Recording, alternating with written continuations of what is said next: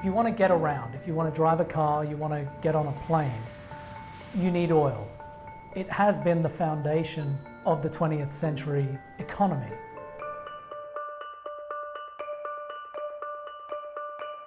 Once considered impossible, American energy independence has become a reality. And for better or for worse, it's all thanks to fracking, the spoils of which have spurred what's commonly called the shale revolution. It is almost impossible to overstate the transformational effect that fracking had on U.S. oil and natural gas production. It became this rallying cry that the shale boom was really going to transform the U.S. into a dominant energy player. It changed everything, really. The US went from producing about 5 million barrels of oil a day in 2008 up to 13 million barrels of oil just this last March. It was this, what we thought at the time was going to be this great American success story. Except for one problem. The numbers never added up. For every dollar they brought in, they'd be spending $1.10 or $1.20 or $1.50. This has always been the Achilles heel of the business. The oil sector always needs to be very careful about the level of investment it makes and the cash returns to investors. The investment community did not finance the shale revolution out of the goodness of their hearts. I think they liked the idea of U.S. energy independence, but they wanted returns, and for the most part, they haven't come. There has never been a better decade for growing U.S. oil and gas production. And yet, what was the worst performing sector in the S&P 500? Energy. That tells you a lot about this sector. 26 U.S. oil and gas producers have filed for bankruptcy this year. This is the story of how shale went from revolution to a bottomless money pit.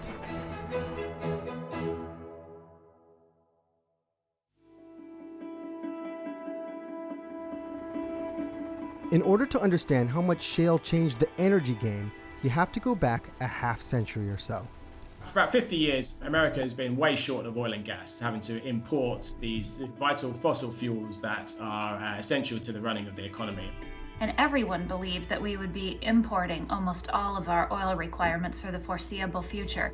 And really, that shaped American economics for decades. You had the Arab oil embargo in the 70s, you've had wars, you've had recessions, all driven by shortages of oil and gas. From 1970 until 2000, the U.S. imported most of its oil from Saudi Arabia and Russia.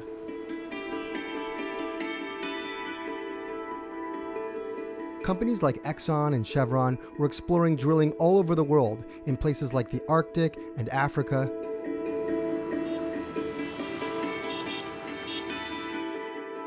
But fracking changed everything. When we talk about fracking, we basically talk about the combination of two technologies, horizontal drilling and hydraulic fracturing. And when they come together, it allows oil producers to get oil and gas out of very, very dense shale rock, very deep beneath the earth. And it really unlocked huge, huge resources of oil and gas. It was briefly profitable as a gas game, but very quickly, the problem with any kind of commodity industry is supply and demand. So natural gas fracking unleashed such a plethora of supply, the price plummeted and it's never recovered. After shooting itself in the foot by flooding the gas market, the fracking business managed to pivot to oil. And what we find is that all the lessons that were learned in natural gas could be applied just as easily to deposits of oil, because it's essentially the same process. A lot of people thought this was hocus pocus, it was never going to work. But there were a few companies who decided to try it just in case. Lo and behold, it worked. Black gold, Texas tea. So enormous amounts of money flooded into the sector, and you had lots of companies took the money and went out drilling. It was a perfect storm. Near zero interest rates prompted by the financial crisis, mixed with a seemingly endless demand for oil and gas at sky-high prices, gave way to a veritable feeding frenzy of hungry investors on Wall Street. This made it very easy for small independent shale companies to get started. You could really just lease up land, and if you had partners and even just a small amount of investment, you could just try to figure out where the good rock was. And that meant that sometimes you lost and sometimes you won, but when you won big.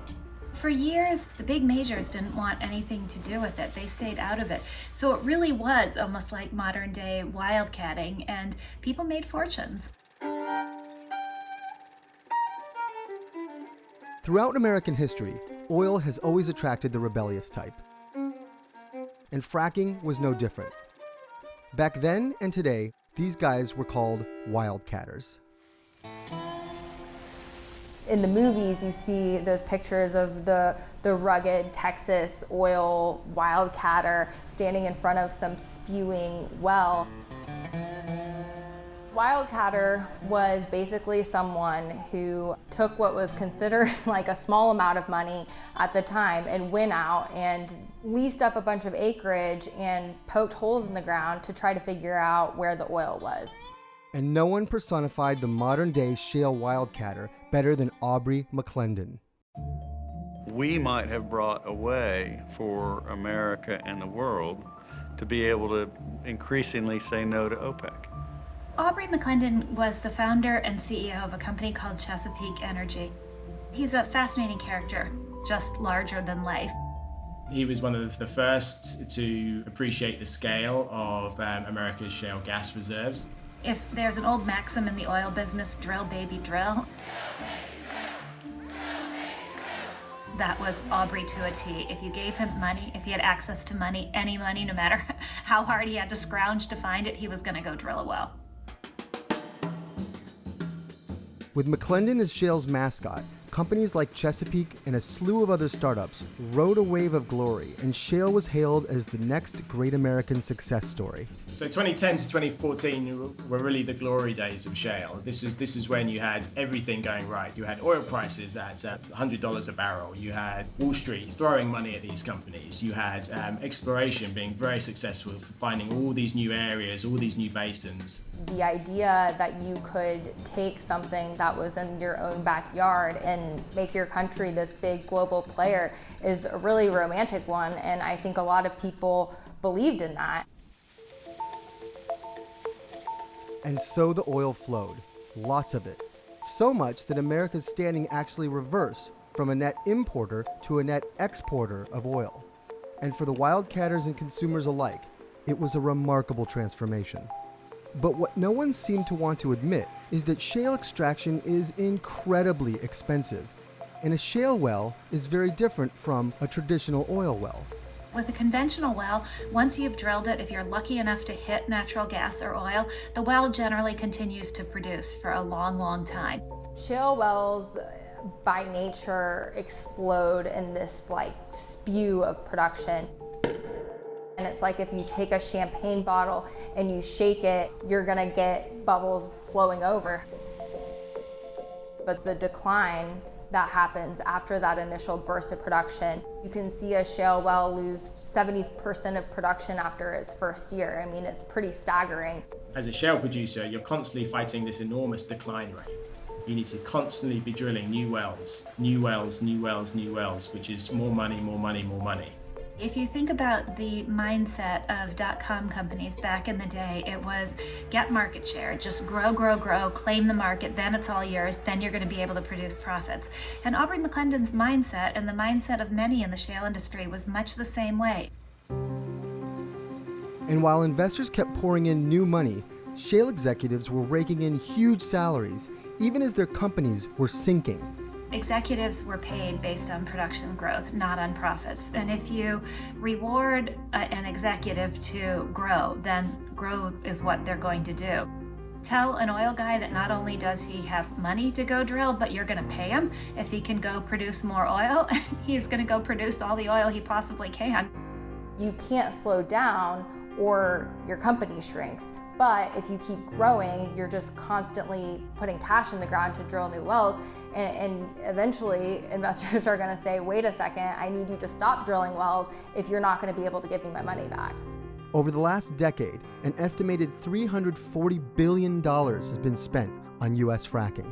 It's what everyone refers to as the treadmill. The problem, of course, is when the treadmill stops or when you are forced to get off the treadmill. How low could oil go? It's been referred to as the Thanksgiving Day Massacre. There was growing concern amongst some members of OPEC that shale was eating their lunch. It was because you had this enormous growth in the sector. Saudi Arabia, they're thinking the bigger picture. To protect the oil price, we have to not cut because otherwise shale oil will get the advantage.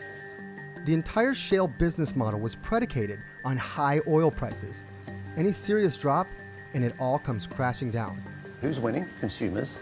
Who's losing? Well, obviously producers, but maybe people who've lent to producers need to be a little bit more worried than perhaps they have been. U.S. frackers who had been promising they could make money, suddenly it was clear they couldn't make money, and the capital going into the industry started to dry up. Well over 100 companies ended up declaring bankruptcy, and people said the shale revolution is over. But since when has a slew of bankruptcies in a highly volatile market stopped any self-respecting entrepreneur? There were still a lot of people willing to invest billions of dollars in shale. A big reason why investors remained interested in shale was the rediscovery of a huge reserve in Texas called the Permian Basin. The hype around this region became known as Permania. And so even though there was this downturn, the music really didn't stop playing.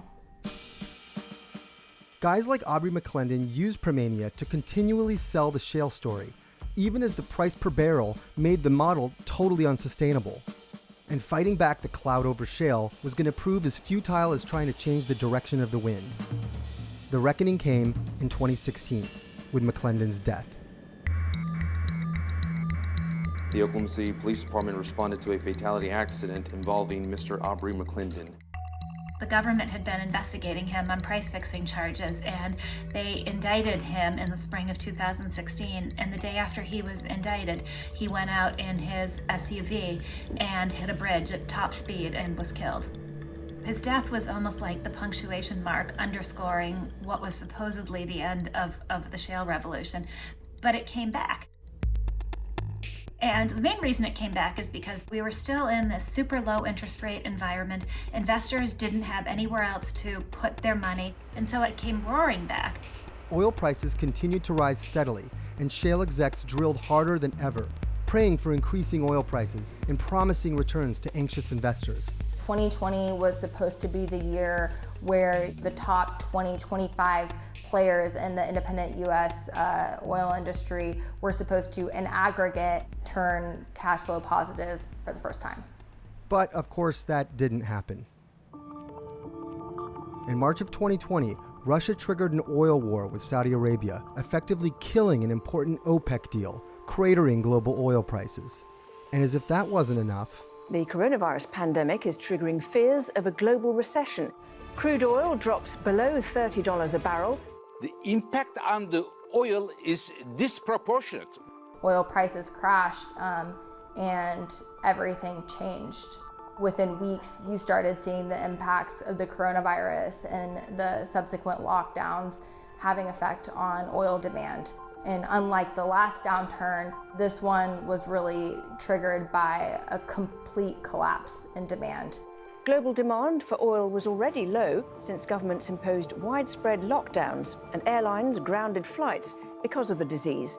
There were lots of passive investors, people who own oil futures but have zero interest in taking delivery of a physical barrel of crude oil, suddenly realizing that they were going to be on the hook for taking delivery of crude oil.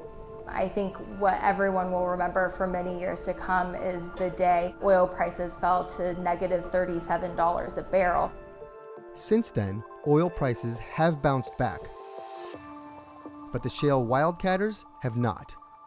Some of the quickest to rise have already fallen, including McClendon's White Knight, Chesapeake Energy, which filed for bankruptcy in June of 2020. Are we almost through this bankruptcy cycle in the distressed oil and gas patch? We are not. For a lot of these guys, it was going to happen anyway, and this really just accelerated it. The tally is still coming in, but the number of jobs lost due to the collapse in the shale business is going to be crushing. Fracking actually provided some 4 million jobs in the decade since the financial crisis. It's a sudden demise, perhaps a hint of things to come for the beleaguered shale oil industry. Yet amidst this collapse, shale execs have been taking home huge bonuses. Oil and gas executives have typically made well over 100% of their target bonuses, even as their returns or stock performance has been in the negatives. And now that the bubble has burst, many environmentalists have seized on these failures to make their case against shale.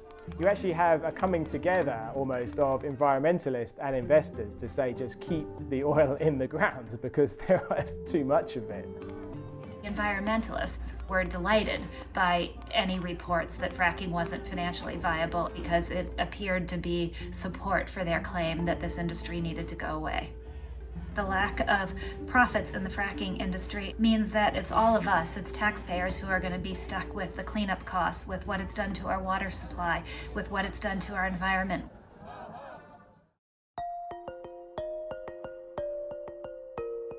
The lure of American dominance in the energy sector remains strong.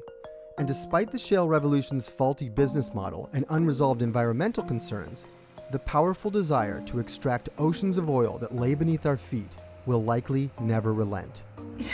Fracking has come back from the dead several times. I wouldn't count the industry out. I don't know that we'll ever see the heyday that we did in the last few years again, but I think it's too soon to say that fracking is going away.